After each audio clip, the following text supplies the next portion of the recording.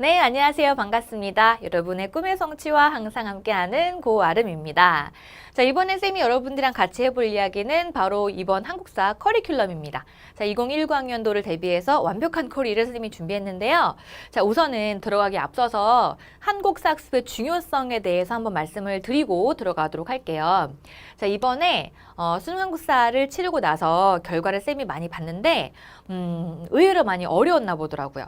그러니까 6월 평가원 모의고사, 9월 평가원 모의고사에서 1등급을 찍었던 친구들도 수능 시험장 가니까 4등급 정도가 나오는 그런 케이스가 아주 많이 발견된 거죠.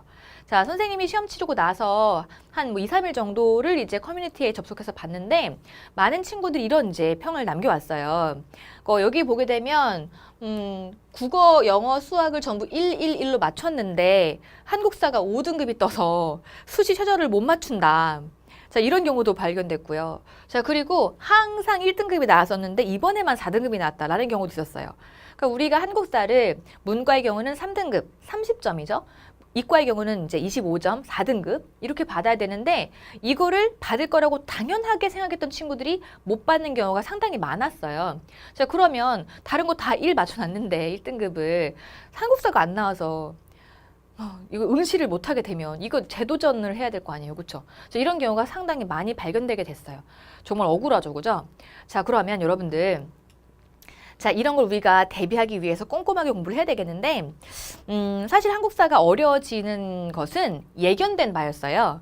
그러니까 이렇게 갑자기 확 어려워질 거라고는 생각을 못했지만 조금씩 어려워지고 있는 중이었어요. 자, 왜냐하면은요, 초창기 평가원에서는 절대평가지만 전 국민이 다 봐야 하는, 그러니까 전 국민은 아니고 전국 수험생이죠. 전국 수험생이 다 봐야 하는 이 한국사가 등장하게 되니까 사실은 부모님들 입장이나 학생들 입장에서는 원래 필수가 아니었던 걸 필수화시켜서 왜 학습 부담을 증가시켜요? 라는 불만을 당연히 표현할 것이기 때문에 초창기 평가원은요, 한국사 문제를 좀 쉽게 낸 편이었어요. 그래서 어떤 식이었냐면 맨 처음 문제를 보게 되면 이런 식인데요. 오지선다 선택지 5개가 있으면 그중에 선택지 5개가 1번이 삼국시대, 2번이 고려시대, 3번이 조선시대, 4번이 일제시대 이런 식이었어요. 그러니까 완전 시대가 다르니까 박스만 구분하면 풀 수 있는 그런 문제가 나왔었거든요. 근데 나중에 두 번째 조금씩 2016년, 작년이죠, 그죠? 2016년에는 문제가 어떻게 나냐면 오지선다 선택지 5개 시대가 같은 게 자꾸 배치가 되기 시작했어요. 그러니까 선생님들은 느낌이 오죠. 어려워지고 있는데 싶었지만 학생들이 보기에는 그래도 찍을만 하니까 그냥 별로 안 어렵다라고 생각했던 것 같아요. 근데 그랬는데 결국 이번 시험에서 갑자기 불수능으로, 물론 한국사가 불이어봤자 얼마나 불이겠냐마는 절대평가고 쉬운 시험이기 때문에 전반적으로는 그렇지만 예상보다 어려웠다는 거예요. 자, 여러분들 이 부분을 꼭 알아두세요. 너무 방심하면 안 된다. 아예 안 하고 갈 수는 없는 거예요. 아시겠죠? 자, 그리고 또 하나가 원래 정권이 바뀌게 되면 교육방식이 바뀌잖아요. 그렇죠? 우리나라가 항상 그래왔죠. 자, 이번에 민주화에 대한 과정이 많이 강조가 됐어요. 즉, 시사적인 부분이 많이 강조가 되었다는 뜻이에요. 자, 우리가 문제를 풀 때 한국사라고 하는 것은 여러 가지 시사적인 부분을 가미할 수밖에 없죠. 그죠? 자, 최근에 어떤 문제가 있었냐면은 6월 평가원 문제에서 이런 문제가 나왔었어요. 자, 6월 평가원 문제가 나오기 조금 전에 5월 달에 5.18 광주 민주화 운동에 대한 것이 많이 이슈화가 됐었어요. 이 5.18 광주 민주화 운동을 기리는 노래가 임을 위한 행진곡이라는 노래가 있는데 그 노래를 합창할 거냐 재창할 거냐 이런 것이 문제가 되었었거든요. 근데 그러면서 그 다음에 6월 모의평가에서 바로 5.18 광주 민주화 운동이 나온 거예요. 그만큼 시사에 민감한 거죠. 자, 그리고 또 6월 민주항쟁에 대한, 그러니까 우리나라가 전 국민이 우리가 직접 대통령을 뽑을 수 있게 만드는 그런 제도가 6월 민주항쟁 때문에 나오게 됐는데 이 6월 민주항쟁 문제는 9월 평가원에도 수능에도 나왔어요. 자, 더 나아가서 민주화 투쟁을 강조하는 라인에서는요, 일제시대의 무장 독립투쟁도 강조를 하게 돼 있어요. 워낙에 우리나라가 독립하게 된 배경이기 때문에. 자, 그러면 일제시대 무장 독립투쟁 단체들은 되게 어렵잖아요. 왜냐면 단체가 너무 많으니까. 이 단체들을 또 내는 거예요, 시험에. 자, 거기에다가 최근에는 경제발전 과정에서 노동자들이 얼마나 피해를 받는가. 그러니까 노동자들이 얼마나 많이 서름을 당했는가라는 부분도 같이 출제가 됐어요. 그러니까 그만큼 시사적인 것에 민감하다는 거죠. 그러니까 여러분들이 공부를 하다 보면은 시사적인 것에 집중을 할 수 없는 상황이 돼요. 왜냐면 뉴스를 보기도 어렵고 공부를 하다 보니까 뉴스를 접하는 것도 또 분석하는 것도 어려울 수 있는데 이런 부분들은 선생님이 충분히 같이 해줄 수 있는 그런 부분이 되겠어요. 자, 그러면요.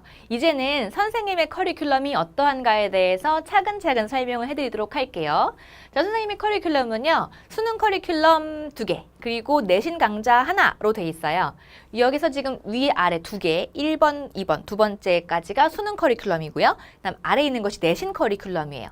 자, 그래서 우선 첫 번째로는 자, 수능을 치르기 위해서는요. 개념을 꼼꼼하게 해야 되겠죠. 그죠? 개념은 가장 기본 중에 기본이에요. 자, 그래서 개념 강좌 바로 아름다운 한국사 개념 완성 강좌가 있고요. 자, 이 강좌는 15시간 안에 총 정리를 해드리면서 자, 개념과 문제풀이를 꼼꼼하게 진행하는 강좌예요. 자, 그래서 이 안에 우리가 다뤄야 할 개념들이 모두 꼼꼼하게 들어가 있고요.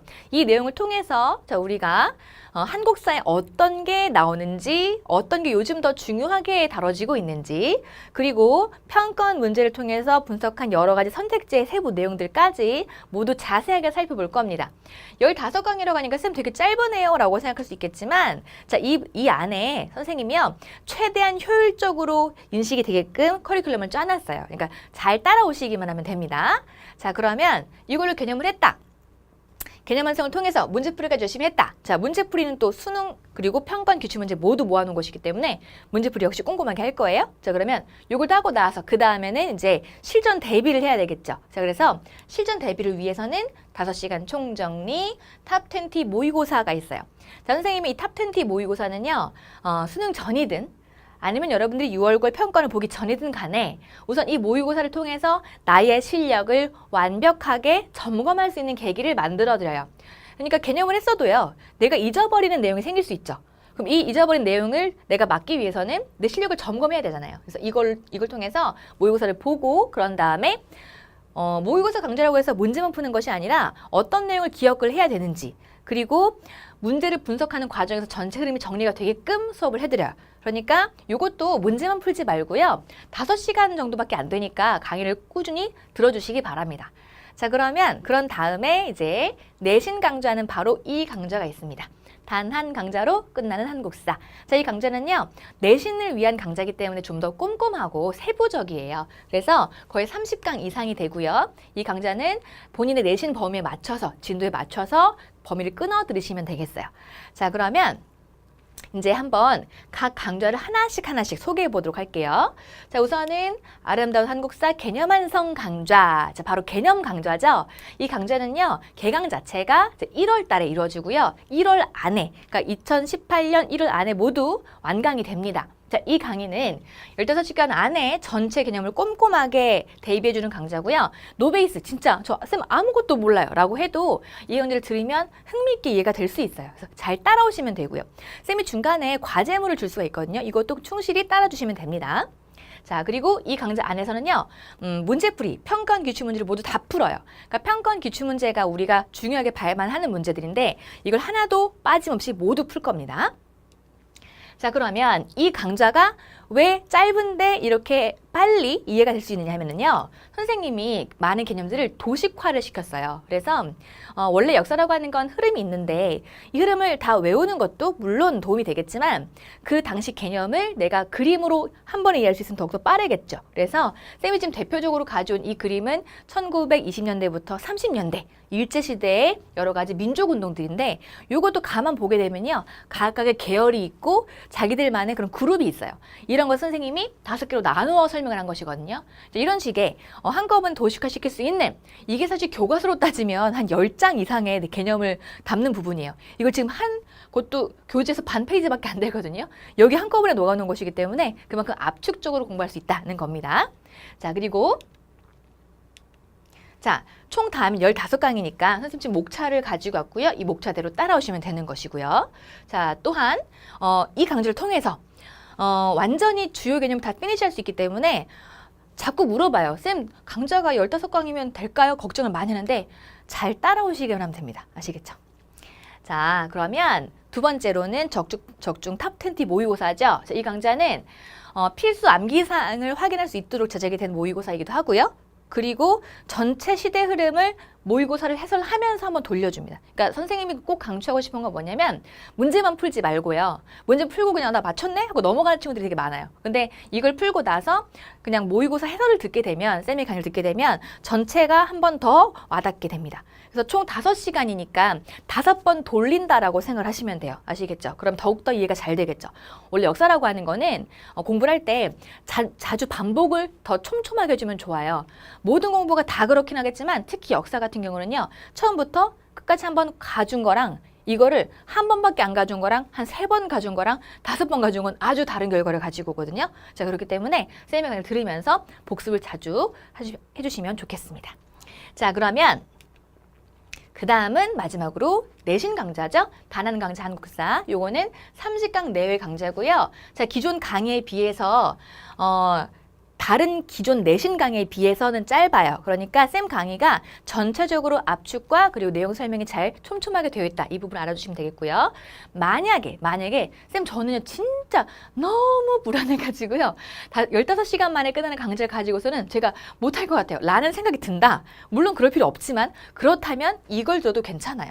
이것은 내신을 위한 강좌이기 때문에 중학생들이 고등학교로 올라오는 과정에서 학교 내신을 대비하려고 듣는 강좌잖아요. 그러니까 좀 더 심적 마음으로 안정을 찾을 수 있습니다. 그래서 만약에 정말 쌤 완전 불안해요. 저 이런 마음이 든다. 그러면 이것도 추천해 드립니다. 하지만 아름다운 것사 개념 완성 15시간 만에 정리가 될 겁니다.